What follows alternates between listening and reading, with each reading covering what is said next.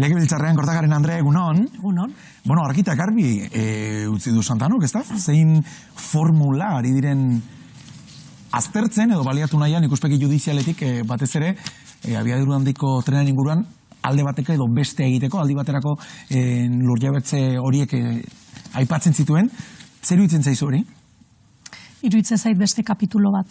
HT-aren historiaren beste kapitulo bat, ez? Oraindik, entzuten nuen bideoa hasten zala esanez, Santanoak argitu duela noiz iritsiko den konexio hori, ez? Uste dut gaudela desproposito handi baten aurrean, orain zundaketan aitzakia jartzen da, baina aurretik ere badakigu badala estazio bat egindana txostenik gabe, txostenak falta dira, ikamikak ikusi ditugu gobernu kolore berdineko buruzaien artean, ez dakit, uste dut hau dala eztabaida bat gure ustez zentzu handirik ez duena, hau ez da guretzako proiektu bat, eta guk aspaldi esan genuen beste proiektu baten alde egiten genuela. Sorpresa hartu zaitu, hala ere, Santanok modu publikoan argitu izan da, zundaketa horiek egiteko lurjaben aldetik, segulako zailtasunak ari direla izaten? Ikusiko dugu zertan geratzen den kontua, eta ze bide duen Santanok esan dako horrek. Baina jakitun zineten, bazen egiten bazeudela zailtasun horiek? Zailtasun horiek aipatu ziren garaian ere, azkeneko kulebroi handi honen azkeneko kapitulotako bat izan genuenean, irailaldean edo goratzen baldin bazeate, eta ikusi genitunean Eider Mendoza eta Ramiro eztabaida bizian, HT-an hundik pasako tezenaren inguruan, hauek ere aipatu ziren kontuak ziren, baina ikusiko dugu kontuak zematen duen. Pentsatzen dut Aralarrera, baino baluartera begira Iruñera izango zaretela. Ia esan bai. Asteburu honetan eskubete galtzabetelan ibiliko zaretelako, Euskal Herria Bilduren 3. kongresua izango da. Modu egokia iruditzen zaizu nola iristen zareten deskribatzeko momentu gozoan iritsiko zaretela esatea? Egia esan oso momentu gozoan iristen gera, egia da konjuntura oso gozoa dela, ez ditan aiatzen garela esatea gustatzen zaite niri. Egia da azkeneko denbora luze honetan izandako emaitzek, baino emaitzek aratago, ez? Euskal Herria Bilduk izandako bideak eta segurazki zuzendaritza honek hartu ditun erabakiak eta ekarri gaituzte honaino eta ekarri gaituzte baldintza honetan, eta niretzako baluartera iristegera oso baldintza goxotan prozesu hau, kongresuko prozesu hau ere oso prozesu polita izan delako, ez? Aukera izan dugulako herri-zerri militantziarekin eta Euskal Herria Bildu osatzen duen komunidade handi horrekin bai ponentzia politikoa eta bai ponentzia organizatiboaren inguruan eztabaidatzeko, hitz egiteko, gertutik bakoitzak izan ditzaken kezkak izateko. Segurazko beste momentu batzutan izaten diren personen gaineko kezka horiek ez dira izan momentu honetan kezka gurean, eta aukera eman digu horrek Euskal Herriak aurrera begira ditun erronka horien inguruan hitz egiteko, eta batez ere Euskal Herriak duen erronka horien aurrean Euskal Herria Bilduk ze misio edo bere buruari jarri berdizkion horri buruz hitz egiteko, ez? Eta horretan ere, gure antolaketa nola izan daiteken eraginkorra eztabaidatzeko, eta uste dut hori oso polita dela, batez ere eztabaidatik kohesioa sortzeko aukera eskaintzen duelako. Militanten artean ez da egona hotzik, eraberritze sakonagoa edo espero zuela, mai politiko aurkeztutakoan, batematek akaso sorpresa handiagorik espero zuen, militantziari proposatu zaion mai politiko horretan? Egia esan horren inguruan ez da eztabaidarik izan, nik uste dut aurreko zuzendaritzak asmatu egin duela azken urte hauetako ibilbide horretan, eta gainera uste dut asmatu duela batzutan ausardiaz, batzutan baita ere, inor begibistan ikusten ez zituen gauza horiek aurre ikusten, eta asmatu duela baita ere kontrasan batzuk ere kudeatzen, ez? Eta ikuspegi horretatik, zuzendaritza horretatik sortutako hausnarketaren ondoren proposatutako plantxak, uste dut bintzat ez du alternatibarik aurkezteko zeharik izan, eta ikusiko dugu militantziak ere egun hauetan ze boskatzen duen, baina egia da pertsonen inguruko eztabaidarik ez da egon gehiago proiektuaren inguruan, eta Euskal Herria Bildutik Euskal Herriak dituen erronke horiei nola eragin horren inguruko debate izan dugula. Pertsonalki ere galdetu nahi dizut, ardura berriak batuko zaizkizulako, edo euskazun beste funtzio batzuei, programa arduradun izatea proposatzen duelako mai politiko berri horrek, ze suposatuko du aldaketarik izango da kanpotik? Kanpotik, ezagindik nire bozera maila lanekin jarraituko dut, baina ia da maila batean ere niretzako oso erronka polita dela, ez? Batez ere, nire sensazioa delako azken aldi honetan danak ikusten ditugulako aldaketa biziak, ez? Aldaketa hitza da behin eta berriro errepikatzen den gauza bat, danak gainera pertzibitzen ditugu aldaketa horiek oso modu bizian eta azkarrean ematen direla, baina nire sensazioa da eta 8 urtetako ibilbide instituzional honetan eman dian esperientziatik nire sensazioa da mantxoen aldatzen direla politika publikoak eta antolaketa instituzional horiek eta horiek behar dutela, ez, astindu bat, behar dutela baitare garai berrietara egokitu, eta horietatik eman berdizkiogula herritarrei erantzun berriak, ez, eta hortik programak duen ardura hori, egia da oso erakargarria gertatzen zait, eta militantziak ara erabakitzen badu, ilusio handiarekin helduko dio. Orain aldaketa esan duzunean, buru etorri zait besaulki horretan bertan eneko handuzak pasaien astean esaten zula, edo aurpegiratzen ziela hobeto esan da, bai Eiotari eta Euskal Herria Bilduri, zaku berean sartuta, aldaketarako margen gutxi ikusten diola. Aldaketarako margen gutxi, nun pertsonengan, proiektua. Proiektuari erreparatuta, eta guk kongresuari buruz galdetu geniolako. Berak bintzat, ala esaten zuen, Arnaldo Otegiren izena aipatzen zuen, baina hor ere planteatutako egitura berri horri. Nik uste dut, nunbaiten ikusi baldin bada, belaunaldi aldaketa bat, nunbaiten ikusi baldin bada oso denbora gutxian jende berriaren inkorporazioan, neronek 8 urte bakarrik damazkite Euskal Herria Bildun, Euskal Herria Bildun bertan izan dela, ez?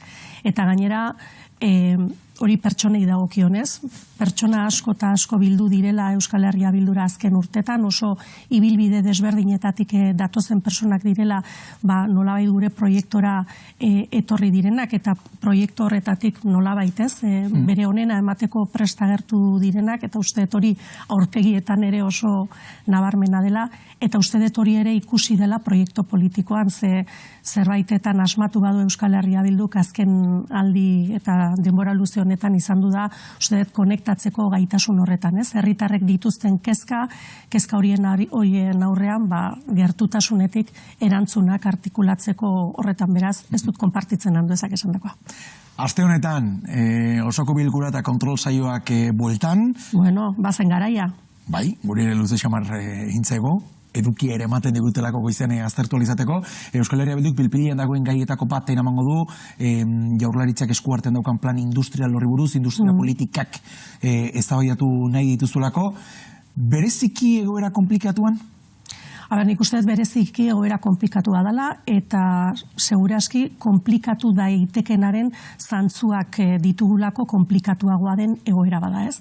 Niretzako legebiltzarra inaktiboa izatearen ondorioetako bat ere bada, ez? Bada hau, ez?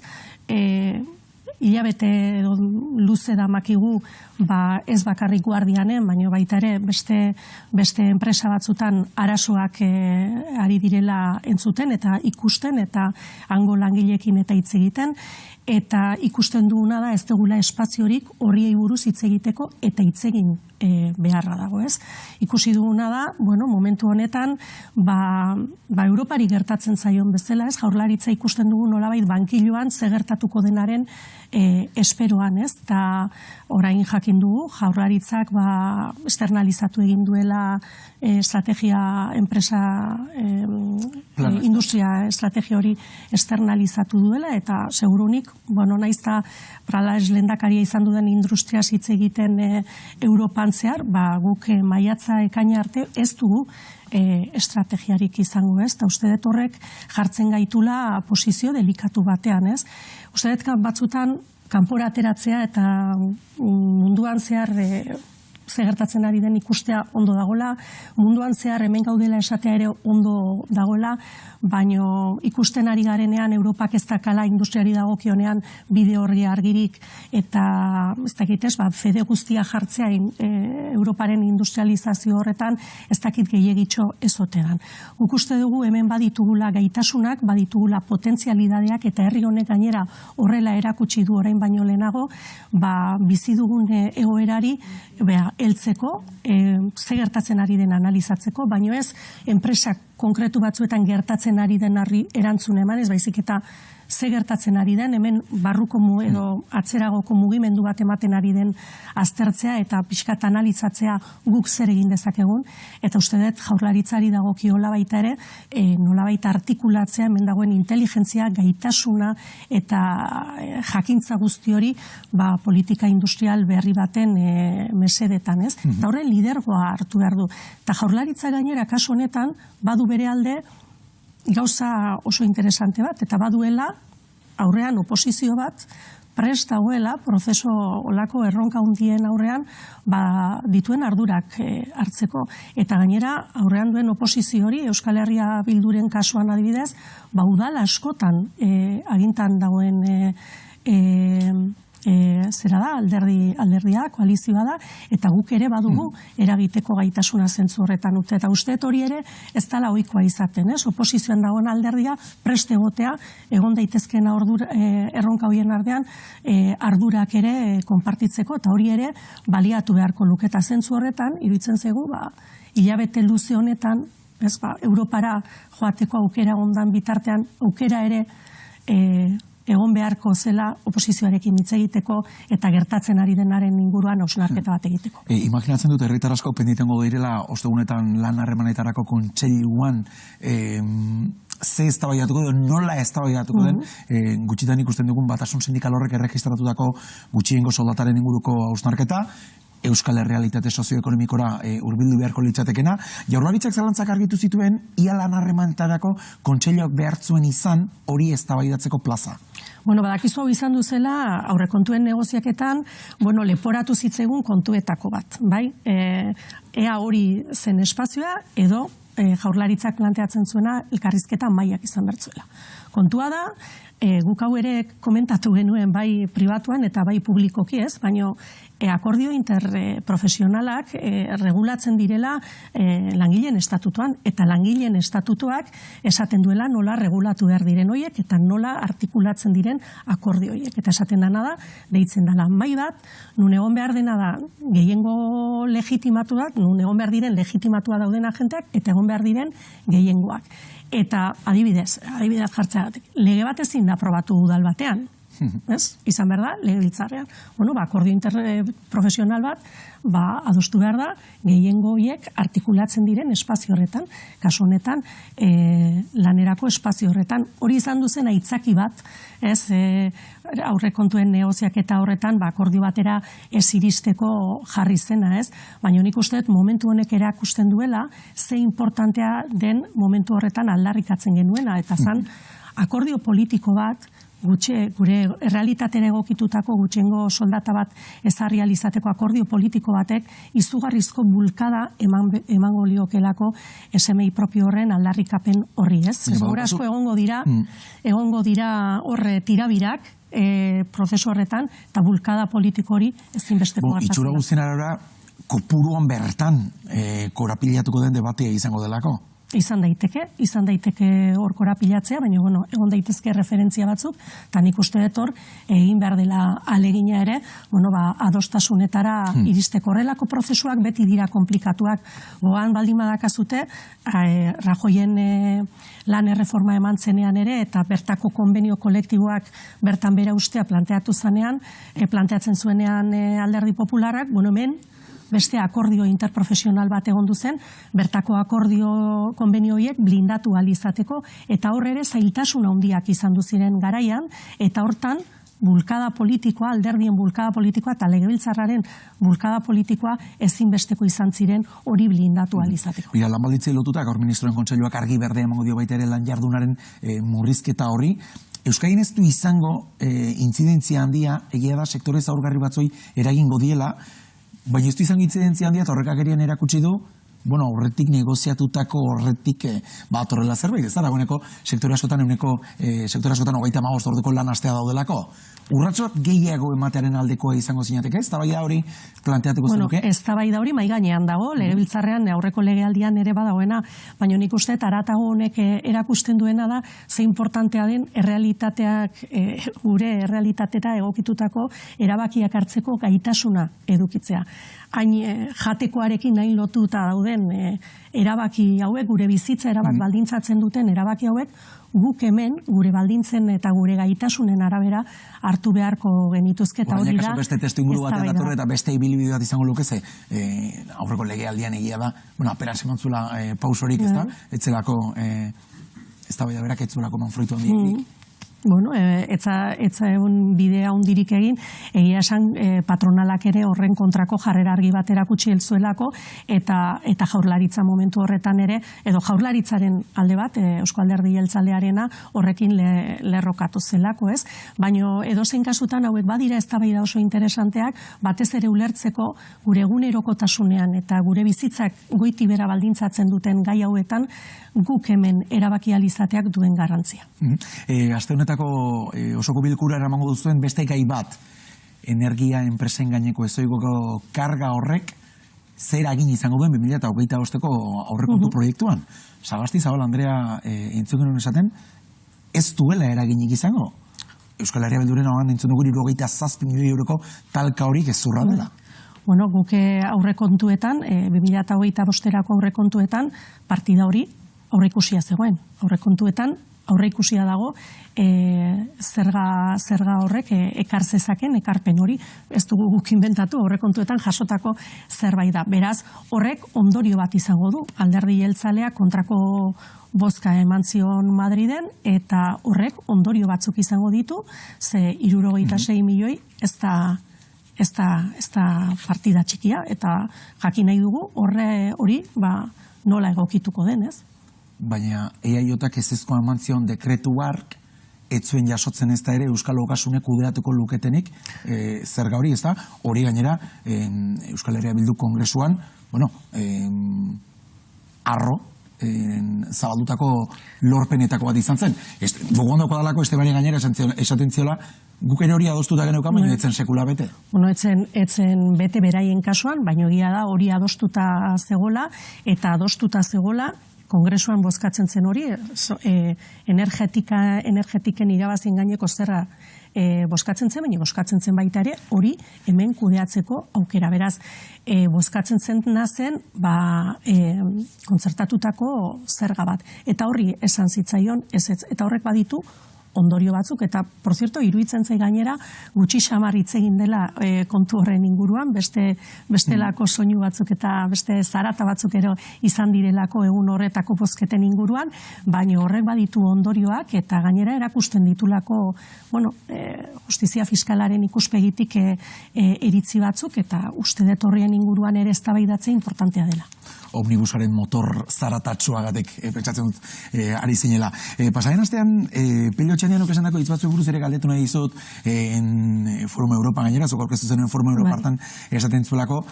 Kontuan hartute egungo testu ingurua hiru gasun desberdin izatea ulertzeak kosta egiten dela. Zerga berrikuspenaren eztabaida bete-betean datorrau.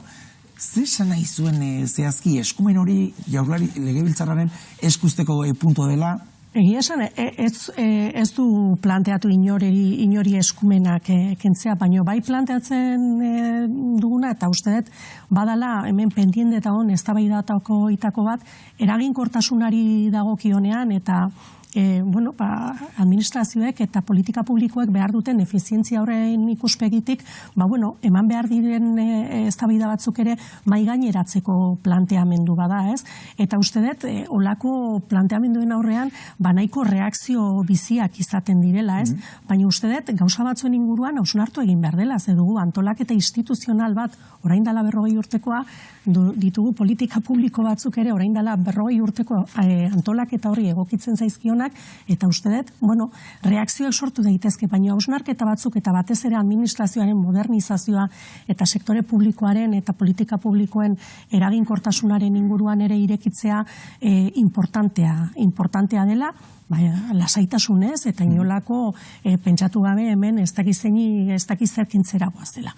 Eztabaida fiskala eman denean, eta gogoratuko duzu, irailean guk planteatu genuen, aurrekontuen eztabaidarako planteamendu orokorra hori egin genuenean, guk planteatu genuen eztabaida bikoitz bat, bauta aurrekontuen inguruan eta bestea fiskalitatearen inguruan. Orduan zalaparta ere izan duzan, eta nolabait ez jakintasun fiskala eta forala eta horren olako argudioak erabili ziren gure kontra, baino gero, fiskalitatearen eztabaidak aurrera egin duen inean, ikusi duguna da, nolabait harmonizatzera, fiskalitatearen inguruko eztabaida edo proposamena harmonizatzera duen planteamendu bat ekarri dela. Gero proposamen horrekin desadostasun handiak ditugu, baina uste dut, hainarri txikia izan da, ez duela oso zentzuzkoa ematen Araba, Gipuzkoa edo Bizkaian zorpetzearen inguruan, zergapetzearen inguruan planteamendu desberdinak izatea, ez? Horrek esan nahi dut dana... Egokituko litzaizuke erabakitze eskumen hori Eusko Legebiltzarraren esku gelditzea. Ikusiko dugu zein den hori. Hori bada aukera bat, eta Alderdi Sozialistak ere planteatutako planteamendu bada. Eta bere ponentzia politikoan, handu eztabaidatu dezagun, horrelako gauzen inguruan guk, printzipioz ez dugu planteatzen inori eskumenak kentzea, baina bai, harmonizazio prozesu horiek bultzatu alizatea, herri perspektibatik planteamenduak egitea, eta eraginkortasun eta efizientziaren perspektibatik ere, inteligentzia artifizialaren eta adimen artifizialaren garaiotean egon daitezken prozesu horiek eta sinergia horiek baliatzeko planteamendu bat da mahai gainean jarri duguna, baina eztabaidatu dezagun beste 1000 gauza eztabaidatu behar diren bezala. Amaitu aurretik eta denboraz kanpo nabil, baina osasun mailaren inguruan ere galdetu nahi dizut, 3. fase erabakigarria gero eta hurbilago ikusten delako, Rebeka Uberak egindako balorazioa goizean freskatzen nuen, eta oinarri garrantzitsuak ikusten dizkio egun mahai gainean dagoen dokumentuari, akordio bat lortu ahal izateko hasiera batean konplikatuxeagoa zirudien arren. Ikusiko dugu ze ematen duen kontuak, baina orain bigarren fase honetan oinarri eta printzipio eta baloren inguruko eztabaida emandu da. Eztabaida ez da bere horretan itxi, ze, nahi atentzioa ditu ziten, baina osasun sailburuak esaten zuen, uste baino eztabaida gehiago egondu da, eta ez dugu dokumentua itxi, eta gauza batzuk argitzeko geratu dira. Eskuartean dugun hau, gauza sakona da, estrukturalak diren arazo batzuetaz hitz egiten ari gera, jatorrian onartzen ez ziren arazoetaz ere hitz egiten ari gera, eta nik uste patxara bat eskatzen dutela eta hausnarketa. Eta bide horretatik ere atentzio asko deitzen dit nola planteatu den hau ja martxoan itxita egotea, ez? Uste dut sakoneko eztabaidaz hitz egiten ari gerala, estrukturalak diren kontuetaz, arazoetaz hitz egiten ari gerala, urteetan egin diren autu politikoen ondorioak pairatzen ari garela, eta hau bentilatu nahi izatea hilabete batean, iruditzen zait gehiago erantzuten diela agian titularronak ematearen behar hori, benetan eskuartean dugun transformazioak eskatzen duen prozesuari beraz. Nork bentilatu nahi du? Esango nuke, igual jaurlaritzak duela behar gehiago, titular horiek edo argazkitan hobeto ateratzeko. Guk hasieratik esan genuen, prozesu honek, eta gu erabat konprometitu beha hasieratik prozesu honetan, eskatzen duela prozesua bere horretan behar den sakontasunez egitea eta prozesua bera zaintzea. Beraz, kontu honetan, presak eta titular beharrak ez dezatela bidea markatu. Nerea Kortajarena, eskerrik asko egun honen izateagatik. Eskerrik asko zuri. Bagoaz eguneko